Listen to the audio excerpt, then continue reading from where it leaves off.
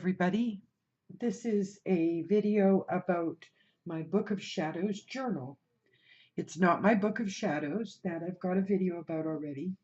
This is a journal I keep that has many things that a Book of Shadows would have, but it's a lot of journaling, some art journaling, things like that. So it's my Go Nuts book. I have a journal I've had journals for years, and this is my this is my companion to my large Book of Shadows. This is the Book of Shadows journal. It is a Believe book, one of the ones from eBay. I paid $10 for it. It has 600 leaves or sheets, 300 leaves. It is a sewn binding. It's a beautiful leather sewn binding. It's a gorgeously made faux leather diary. I love it. Journal. And its pages, I've tea stained them. I love aging my pages in some journals.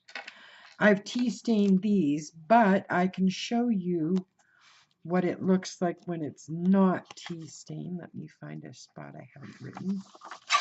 Lovely cream colored, beautiful textured paper, gold on the edges, and it's a beautiful texture for um,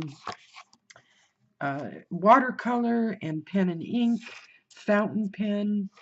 I use art pens in here and so on. So I put these stars on the front with some acrylic paint. This is my Book of Shadows journal. So basically what I have in the front cover is, once upon a time there came a great oracle. It's just a phrase I absolutely love. And this is a picture I did. I painted with watercolor of the tiny home that I want.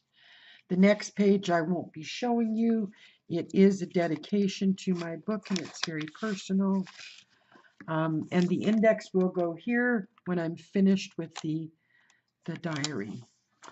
This is the Wheel of the Year, of course. I doodled that in there. And The Promise of Tomorrow is a piece of poetry from my Book of Witches. This is the herb section, just like my large book. It's basically the same information. I gave myself extra room to write because I love making notes and jotting things down about the various herbs I use and so on. And I did a watercolor picture for each one. And then a friend of mine's daughter, gave me a picture that she wanted me to put in my book because she was working in her book and she wanted me to color it. So I colored this picture and she said, put it in your book. So I did. And this was another doodle I did while I was playing one day, just colored pencil and stuff. This is about pearls because that's one of my birthstones. And this I love. It's the power of three. It was a picture that struck me in particular. The maiden, the mother, and crone have journeyed in me. And I truly feel that way, that at my age, I've felt all three stages, only the end come now. You know what I mean? And I look forward to all my crone years. I'm going to live a long, long time. Just to bug my kids. Broom spell, some runes I was working with. Open your eyes, then open your eyes again. That's a quote from a character in one of Terry Pratchett's books, Discworld, sorry. And it's wonderful. It's from the 2016 diary that I converted into an art journal. About Samhain, Samhain. Some of my friends call it one thing and some call it another. I generally call it Samhain unless someone doesn't know what I'm talking about. I love the labels for Goblin Ale. I just love them. So I steamed it off the bottle and put it next to Samhain. I thought it was quite appropriate. Law of Attraction and Witchcraft. I wrote some stuff on it. The Morrigan, the deep dark mother of us all. Colors of Evening, another watercolor I did. a sleep spell and some more writing that I have. This is about Yule and what I wanted 2016 to be about: balance, magical, abundant, lucrative, and spiritual. I loved this picture. Loved it. And I love this when I framed it for this book because I think it's gorgeous. Some of my best work has been done at that time of the moon. Absolutely.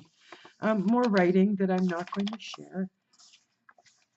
Just some art journaling and stuff, little bitty things. Some things about apples. I love apples. Oh my goodness. And some cutouts or tearouts from the 2016 Discworld calendar that I had. I put lots of that in here. I leave pages too. I skip pages to make sure that the book sort of, unless it's a dated page, I make sure that the book is sort of evenly spaced for things being tipped in and so on, because you don't want to stress your binding on one side, you know. Some things from the book again. I tore out some of the pages that I wanted to keep. And then I've got some prep work done on a page for some moon, probably moon work because it's silver. And then a picture for the solstice. I love that picture. Ooh, love it. And there's another couple of prep pages. Here's the Art of Shambles from that same Discworld book. It's awesome. Shows you or tells you how to make these. Isn't that great? And some more diary keeping. An old love spell my grandmother taught me.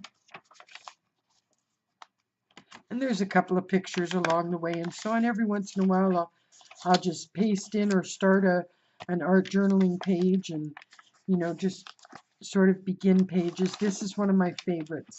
I'm saving that for something special. I don't know what yet, but one of the feast days for sure. I love that. I put that together a while back and wanted to. But yeah, the rest of the pages are tea stained. I've got stuff in there. I put stuff, any magical stuff and so on.